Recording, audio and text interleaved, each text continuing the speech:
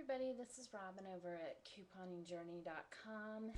I published a post yesterday about our budget and how I want to have weekly check-ins about exactly how our budget's gone, so you can kind of keep track and see a living budget, and some of the flaws that I may have and some of the successes that I may have. First of all, the first week of the month, which technically this is the 8th. So I guess this really is still the first week of the month. This one's always kind of lopsided because I do once a month freezer cooking. And so I always tend to buy more that first week. I sort of compensate. I don't usually do drugstore deals and mini grocery store deals. As a matter of fact, I didn't do any grocery store deals this week. So that sort of compensates for it. It's not even an on-purpose thing. It's just I don't have time when I'm doing once a month freezer cooking. Our monthly grocery budget is $400. That includes virtually everything except for medicine. That's cleaning supplies and, of course, all food. Anything, toiletries, toilet paper, paper towels, anything like that. So when I say our grocery budget, I don't mean just groceries. I mean like everything. $400 may sound like a lot to you. It may not sound like much, whatever the case.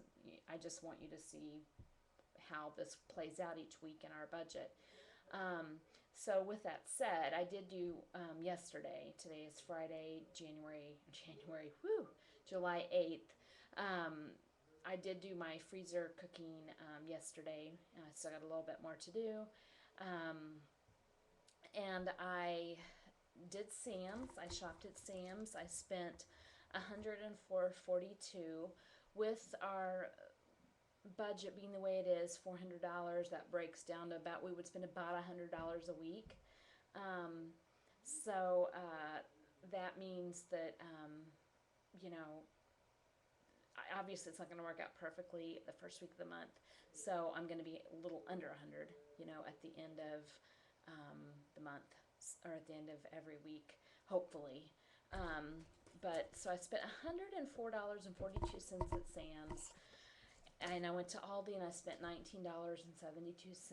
I'm done with grocery shopping for the week. It's Friday afternoon.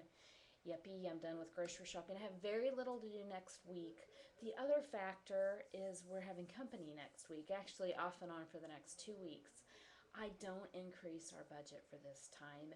I expect our stockpile to sustain us through the time that we have company. So you're not going to see me, oh, well, we're having company. Or even when I typically host Thanksgiving and Easter at our house. I try very hard. I do usually go a little bit over, but I try very hard not to go over during those times. So I'm not going to give the excuse that we're having company and I went over budget this month.